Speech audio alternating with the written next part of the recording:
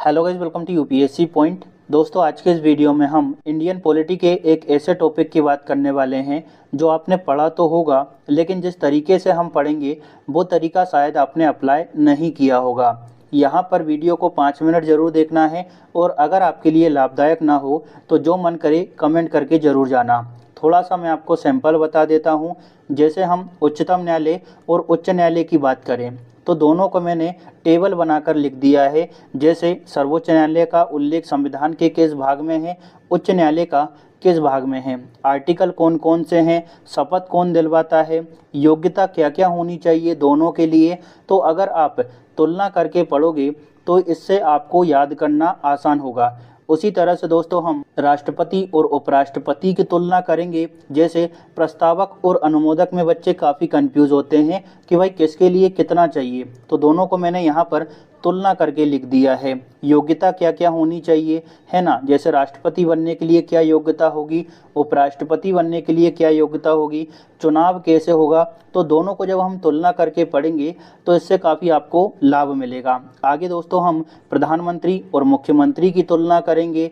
इसी तरह से लोकसभा, राज्यसभा, विधानसभा, विधान परिषद, महान्यायवादी और महाधिवक्ता, बहुत सारे ऐसे टॉपिक हैं जो बच्चों को काफ़ी कंफ्यूज करते हैं और हर साल एग्ज़ाम में आते हैं। तो अगर आप भी अपनी तैयारी को मजबूत करना चाहते हैं तो इस वीडियो को अंत तक ज़रूर देखें। यह वीडियो आपकी लाइफ का सबसे बेस्ट वीडियो होने वाला है। तो चलिए दोस्तों शुरू करते हैं। सबसे पहले दोस्तों हम सर्वोच्च न्यायालय और उच्च न्यायालय की बात करेंगे। तो देखिए, सर्वोच्च न्यायालय का उल्लेख संविधान के भाग 5 में किया गया है, जबकि उच्च न्यायालय का उल्लेख संविधान के भाग 6 में है। आर्टिकल कौन से कहाँ तक हैं, तो सर्वोच्च न्यायालय से संबंधित जो अनुच्छेद हैं वो शुरू होते हैं 124 पर और ख़त्म होते हैं 147 पर, जबकि उच्च न्यायालय से संबंधित अनुच्छेद 214 से लेकर 231 तक हैं।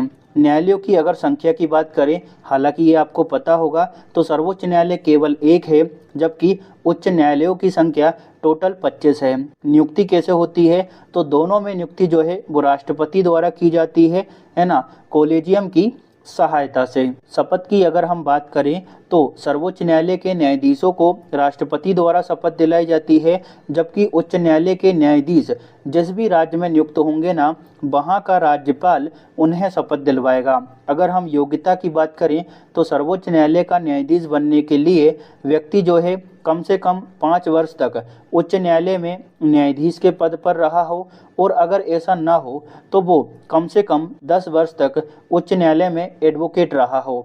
ठीक है, जबकि उच्च न्यायालय का न्यायाधीश बनने के लिए योग्यता है 10 वर्ष तक न्यायालय में एडवोकेट हो या फिर 10 वर्ष तक किसी न्यायिक कार्य में कार्यरत हो। अगर सेवानिवृत्ति की बात करें तो सर्वोच्च न्यायालय का जो न्यायाधीश होता है वो अधिकतम 65 वर्ष की आयु तक अपने पद पर बना रह सकता है, जबकि उच्च न्यायालय का जो न्यायाधीश है उसके लिए उच्चतम जो आयु है, जो अधिकतम आयु है वो है 62 वर्ष। त्यागपत्र दोनों ही राष्ट्रपति को देते हैं, चाहे वो सर्वोच्च न्यायालय का न्यायाधीश हो या फिर उच्च न्यायालय का न्यायाधीश हो। तो आशा करता हूँ आपको ये अच्छे से समझ आ गया होगा। चलिए अब आगे बढ़ते हैं और अब हम तुलना करने वाले हैं दोस्तों राष्ट्रपति और उपराष्ट्रपति की। सबसे पहले हम बात करेंगे संवैधानिक प्रावधान कहाँ कहाँ पर किए गए हैं। अगर हम राष्ट्रपति की बात करें तो दोस्तों राष्ट्रपति का जो उल्लेख है वो अनुच्छेद 52 में किया गया है। यहाँ पर लिखा है कि भारत का एक राष्ट्रपति होगा। उसी तरह से उपराष्ट्रपति का जो उल्लेख है वो आर्टिकल 63 में है। इसमें कहा गया है कि भारत का एक उपराष्ट्रपति होगा। ठीक है, अगर प्रस्तावक और अनुमोदक की बात करें कि राष्ट्रपति बनने के लिए कितने प्रस्तावक और अनुमोदक चाहिए, तो 50 प्रस्तावक और 50 अनुमोदक, जबकि उपराष्ट्रपति बनने के लिए 20 प्रस्तावक और 20 अनुमोदकों की आवश्यकता होती है। जमानत राशि की बात करें तो दोनों के लिए ही जमानत राशि बिल्कुल बराबर है, 15,000 रुपये। निर्वाचक मंडल की अगर हम बात करें तो इसको विशेष रूप से ध्यान से देखना है, क्योंकि यहाँ से अक्सर परीक्षा में प्रश्न पूछा जाता है। तो पहले बात करते हैं राष्ट्रपति की। दोस्तों राष्ट्रपति के निर्वाचन में लोकसभा, राज्यसभा, विधानसभा इन सभी के निर्वाचित सदस्य भाग लेते हैं। ठीक है, यहाँ पर मनोनीत सदस्य भाग नहीं लेते हैं। विशेष रूप से इस बात पर गौर करना है कि मनोनीत भाग नहीं लेते हैं। कौन कौन लेते हैं? लोकसभा, राज्यसभा और विधानसभा के निर्वाचित सदस्य, ठीक है, ना कि मनोनीत। जबकि उपराष्ट्रपति के निर्वाचन में लोकसभा और राज्यसभा के सभी निर्वाचित और मनोनीत सदस्य भाग लेते हैं। योग्यता की बात करें तो राष्ट्रपति बनने के लिए व्यक्ति की जो न्यूनतम आयु है वो होनी चाहिए 35 वर्ष और उसको लोकसभा का सदस्य बनने के लिए योग्य होना चाहिए। जबकि उपराष्ट्रपति बनने के लिए भी न्यूनतम आयु दोस्तों 35 वर्ष ही निर्धारित की गई है, लेकिन इसको राज्यसभा का सदस्य बनने के लिए योग्य होना होगा। थोड़ी सी और हम चर्चा करते हैं इन दोनों के बारे में, अभी ये ख़त्म नहीं हुआ है। चुनाव की प्रक्रिया की बात करें तो दोनों के लिए बिल्कुल सेम है। राष्ट्रपति के लिए भी अनुपातिक प्रतिनिधित्व की एकल संक्रमणीय मत प्रणाली का प्रयोग किया जाता है, ऐसा ही सेम उपराष्ट्रपति के लिए है। कार्यकाल दोनों का 5 वर्षों का होता है। यहाँ पर एक बात बता दूं कि भाई जो उपराष्ट्रपति है वो राज्यसभा में बैठता है और राज्यसभा के जो सदस्य होते हैं ना, उनका कार्यकाल होता है 6 वर्षों का, लेकिन उपराष्ट्रपति का जो कार्यकाल है वो होता है 5 वर्षों का। तो कंफ्यूज यहाँ पर नहीं होना है। शपथ की अगर हम बात करें तो राष्ट्रपति को शपथ दिलाई जाती है सर्वोच्च न्यायालय के मुख्य न्यायाधीश द्वारा, जबकि उपराष्ट्रपति को शपथ दिलाते हैं भारत के राष्ट्रपति, ठीक है। अगर हम दोनों को कंपेयर करके पढ़ेंगे तो इन्हें याद करना काफ़ी आसान होगा। राष्ट्रपति को शपथ कौन दिलवाता है? सर्वोच्च न्यायालय के मुख्य न्यायाधीश, ठीक है। और उपराष्ट्रपति को शपथ कौन दिलवाता है? राष्ट्रपति। त्यागपत्र ये आपस में ही एक दूसरे को देते हैं, राष्ट्रपति उपराष्ट्रपति को और उपराष्ट्रपति राष्ट्रपति को। तो आशा करता हूं दोस्तों आपको इतना अच्छे से समझ आ गया होगा। चलिए अब आगे बढ़ते हैं और अब हम बात करने वाले हैं दोस्तों प्रधानमंत्री और मुख्यमंत्री की। सबसे पहले हम बात करते हैं संवैधानिक प्रावधानों की। तो प्रधानमंत्री का उल्लेख किया गया है आर्टिकल 75 में, जिसमें कहा गया है कि प्रधानमंत्री की नियुक्ति राष्ट्रपति द्वारा की जाएगी, लेकिन जो बहुमत दल का नेता होगा ना उसे ही प्रधानमंत्री बनाया जाएगा। जबकि मुख्यमंत्री का उल्लेख आर्टिकल 164 में है और मुख्यमंत्री की जो नियुक्ति है वो वहाँ के राज्यपाल द्वारा की जाती है। अगर हम न्यूनतम आयु की बात करें तो दोस्तों प्रधानमंत्री और मुख्यमंत्री बनने के लिए न्यूनतम आयु बिल्कुल बराबर है 25 वर्ष। लेकिन यहाँ पर एक बात नोट करने वाली है कि अगर प्रधानमंत्री लोकसभा से बनता है तो न्यूनतम आयु होगी 25 वर्ष और अगर प्रधानमंत्री राज्यसभा से बनता है तो न्यूनतम आयु होगी दोस्तों 30 वर्ष। जो बात मैंने आपको अभी बताई है उसको बैक करके दोबारा देख लेना, और अगर नहीं देखना चाहते तो फिर बता देता हूँ। प्रधानमंत्री अगर लोकसभा से है तो न्यूनतम आयु होगी 25 वर्ष और प्रधानमंत्री राज्यसभा से बना है तो न्यूनतम आयु होगी 30 वर्ष। कार्यकाल की बात करें तो दोनों का कार्यकाल बिल्कुल बराबर होता है 5 वर्षों का, लेकिन अगर ये बहुमत सिद्ध नहीं कर पाते हैं तो कार्यकाल पहले भी समाप्त हो सकता है। नियुक्ति की प्रक्रिया की अगर हम बात करें तो प्रधानमंत्री का चुनाव प्रत्यक्ष होता है, मुख्यमंत्री का चुनाव भी प्रत्यक्ष होता है। प्रधानमंत्री लोकसभा चुनाव के माध्यम से बनता है, जबकि मुख्यमंत्री जो है वो विधानसभा चुनाव के माध्यम से बनता है। उपनामों की अगर हम बात करें तो प्रधानमंत्री के लिए कई सारे उपनाम हैं, जैसे संघ की कार्यकारिणी का वास्तविक प्रमुख और केंद्र सरकार का मुख्य प्रवक्ता। जबकि मुख्यमंत्री जो है वो राज्य की कार्यकारिणी का वास्तविक प्रमुख होता है और राज्य सरकार का मुख्य प्रवक्ता होता है। तो ये प्रश्न कई बार पूछा गया है कि संघ की कार्यकारिणी का वास्तविक प्रमुख और नाममात्र प्रमुख कौन होता है? तो वास्तविक होता है प्रधानमंत्री, जबकि नाममात्र कौन होता है? अपना राष्ट्रपति। उम्मीद करता हूँ ये भी आपको समझ आ गया होगा। चलिए अब आगे बढ़ते हैं, लेकिन थोड़ा सा और हम इन दोनों के बारे में चर्चा करेंगे। देखिए, प्रधानमंत्री को शपथ दिलाई जाती है राष्ट्रपति द्वारा, जबकि मुख्यमंत्री को शपथ दिलाता है वहाँ का राज्यपाल। त्यागपत्र किसको देते हैं? तो प्रधानमंत्री त्यागपत्र देता है राष्ट्रपति को और मुख्यमंत्री त्यागपत्र देता है वहाँ के राज्यपाल को। आप समझ गए होंगे। अब हम बात करते हैं दोस्तों लोकसभा और राज्यसभा की, दोनों को हम तुलना करके पढ़ेंगे। सबसे पहले अगर हम उपनामों की चर्चा करें तो भाई लोकसभा को निम्न सदन, अस्थायी सदन, जनता का सदन और ग्रीन कारपेट हाउस कहा जाता है, जबकि राज्यसभा को दोस्तों उच्च सदन कहते हैं। ये उच्च थोड़ा सही कर लेना, टाइपिंग मिस्टेक हो गई है। राज्यसभा को क्या कहते हैं? उच्च सदन, स्थायी सदन, राज्यों का सदन और रेड कारपेट हाउस। यहाँ पर दोस्तों ये जो ग्रीन कारपेट हाउस और रेड कारपेट हाउस है ना, इसको थोड़ा माइंड में रखिएगा। हो सकता है बच्चों को कम पता हो और ये पूछ लिया जाए। अगर हम संवैधानिक प्रावधानों की बात करें तो लोकसभा की जो संरचना है उसका वर्णन किया गया है आर्टिकल 81 में, जबकि राज्यसभा की जो संरचना है उसका उल्लेख किया गया है आर्टिकल 80 में। न्यूनतम आयु की बात करें तो लोकसभा का सदस्य बनने के लिए न्यूनतम आयु है 25 वर्ष, जबकि राज्यसभा का सदस्य बनने के लिए न्यूनतम आयु निर्धारित की गई है 30 वर्ष। लोकसभा में अधिकतम सदस्यों की बात करें तो 552 है, जबकि राज्यसभा में अधिकतम सदस्य संख्या है 250। लेकिन वर्तमान अगर हम सदस्य संख्या की बात करें तो लोकसभा में है 543 और राज्यसभा में है 245। समझ गए होंगे। अब हम बात करते हैं कार्यकाल की। तो लोकसभा का अगर कोई सदस्य बनता है तो उसका अधिकतम कार्यकाल होता है 5 वर्षों का, जबकि राज्यसभा का अगर कोई सदस्य बनेगा तो उसका अधिकतम कार्यकाल होता है दोस्तों 6 वर्षों का। चुनाव की बात करें तो लोकसभा का जो चुनाव है वो प्रत्यक्ष रूप से होता है, जबकि राज्यसभा का चुनाव अप्रत्यक्ष रूप से होता है। अगर हम शपथ की बात करें तो दोनों जगह पर मैंने राष्ट्रपति शब्द का यूज़ किया है। अब ये क्यों किया है, कई बच्चों को लगेगा कि भाई लोकसभा के सदस्यों को तो प्रोटेम स्पीकर दिलवाता है, उनके मन में डाउट आएगा। इसको मैं क्लियर कर देता हूँ।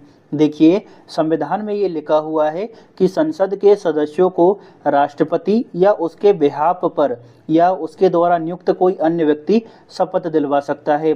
इसी तरह से लक्ष्मीकांत में भी यही लिखा हुआ है कि संसद के सदस्यों को राष्ट्रपति या उसके द्वारा नियुक्त किसी अन्य व्यक्ति द्वारा शपथ दिलवाई जाएगी।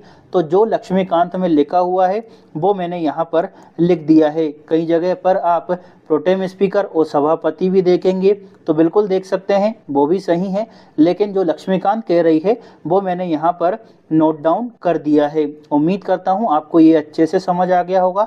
चलिए अब हम आगे बढ़ते हैं, लेकिन उससे पहले भारत सरकार का जो संसदीय कार्य मंत्रालय है वो शपथ के बारे में क्या शब्द प्रयोग करता है उसका भी मैं स्क्रीनशॉट डाल रहा हूँ, तो वो भी पढ़ लेना ताकि आपके मन में जो भी प्रश्न आए ना वो सोल्व हो जाए। प्लीज़ आपसे विनती है कि नेगेटिव कमेंट मत करना।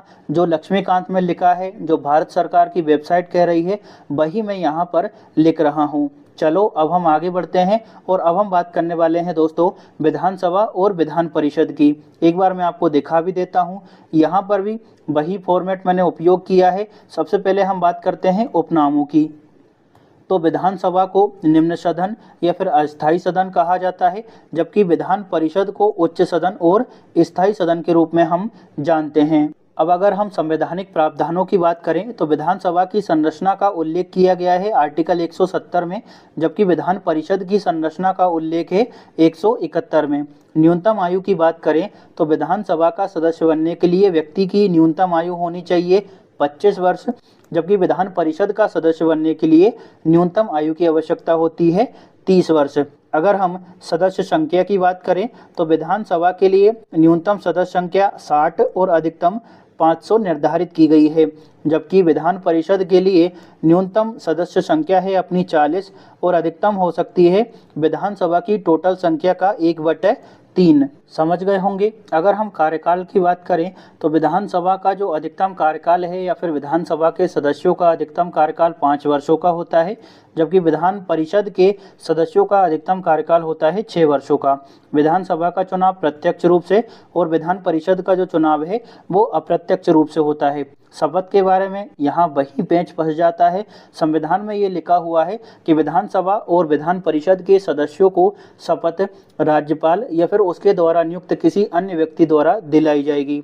ठीक है, तो यहाँ पर भी प्रोटेम स्पीकर हो सकता है, लेकिन जो संविधान में बात लिखी हुई है वो मैं आपको बता चुका हूँ। मैंने आपको स्क्रीनशॉट भी दे दिया था। लक्ष्मीकांत में जो बात लिखी हुई है वो भी मैंने आपको बता दी थी। तो प्लीज़ आपसे फिर से रिक्वेस्ट कर रहा हूँ, नेगेटिव कमेंट मत करना। बच्चों के मन में डाउट होता है और उनका जो विश्वास है मेरे प्रति कम होता है। ठीक है, मेरा इसमें ऐसा नहीं है, कोई भी इन्वॉल्वमेंट नहीं है।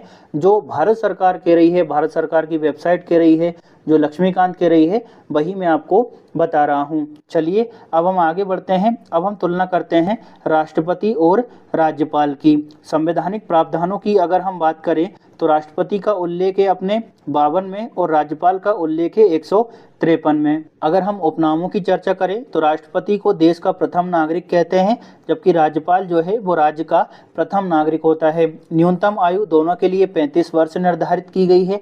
नियुक्ति की अगर तरीके की बात करें तो राष्ट्रपति का निर्वाचन होता है और राज्यपाल को नियुक्त किया जाता है। दोनों में काफ़ी अंतर है।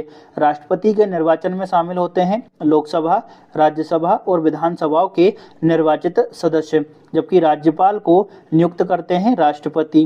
कार्यकाल की अगर बात करें तो राष्ट्रपति का कार्यकाल होता है 5 वर्षों का। राज्यपाल भी सामान्यतः 5 वर्षों के लिए नियुक्त होता है, लेकिन वो राष्ट्रपति के प्रसाद पर्यंत पर बना रहता है। ठीक है, तो यहाँ पर कंफ्यूज नहीं होना है। त्यागपत्र की अगर बात करें तो राष्ट्रपति उपराष्ट्रपति को त्यागपत्र देते हैं, जबकि राज्यपाल जो है वो राष्ट्रपति को त्यागपत्र देता है। अब अगर शपथ की बात की जाए तो राष्ट्रपति को शपथ दिलवाई जाती है सुप्रीम कोर्ट के मुख्य न्यायाधीश द्वारा और राज्यपाल को शपथ दिलवाते हैं उस राज्य के उच्च न्यायालय के मुख्य न्यायाधीश।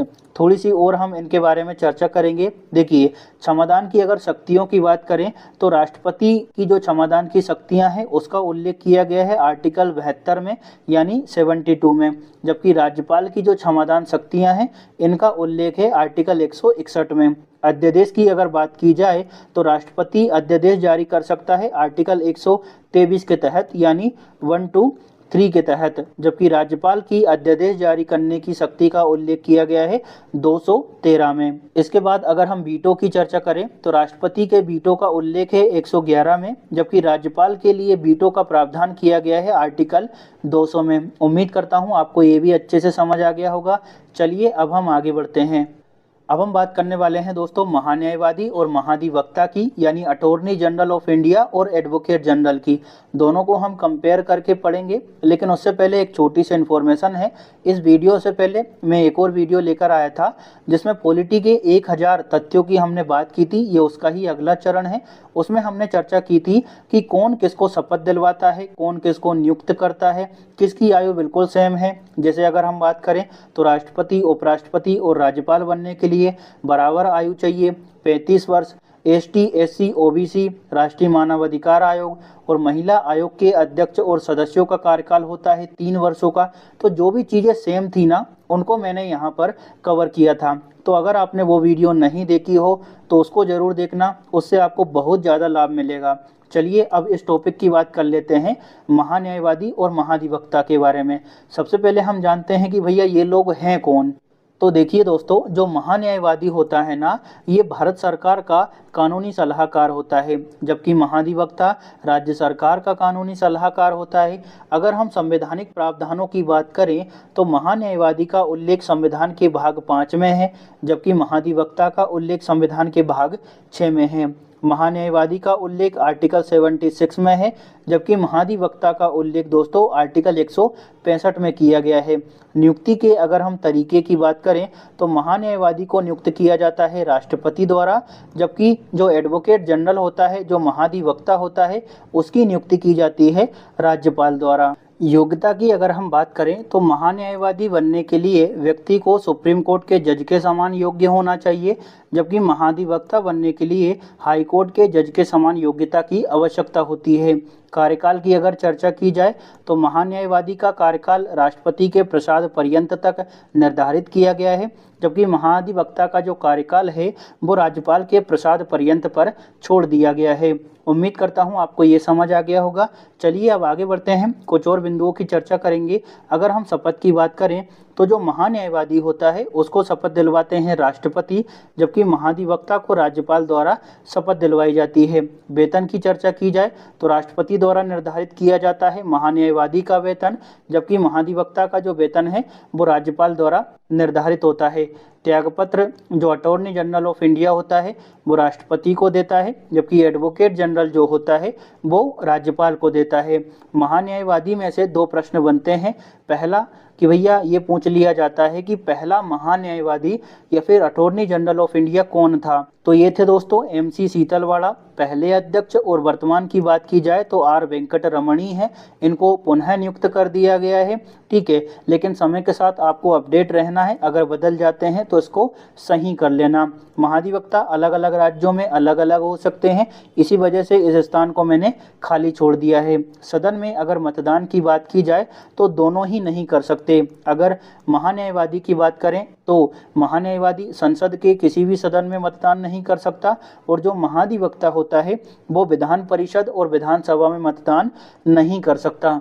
तो आशा करता हूं कि आपको ये भी समझ आ गया होगा। दोस्तों, ये तो आप जानते ही होंगे कि इतनी चीज़ों को एक साथ इकट्ठा करना, एक साथ आपको उपलब्ध करवाना इतना मेरे लिए आसान नहीं होगा। इसी वजह से आपसे रिक्वेस्ट कर रहा हूं कि प्लीज़ थोड़ा बहुत कमेंट ज़रूर करना अगर आपके लिए वीडियो लाभदायक हो तो, और दोस्तों के साथ शेयर करना। देखिए, इसका या तो आप स्क्रीनशॉट ले लेना या फिर आप खुद लिख लेना।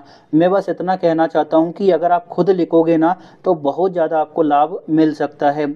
आपका जो भी रिव्यू हो प्लीज़ अपना कमेंट ज़रूर डालें। Thank you. मिलते हैं इससे भी बेटर वीडियो में, और भी मैं आपके लिए मेहनत करूँगा, बस आप सपोर्ट बनाए रखिए। Thank you.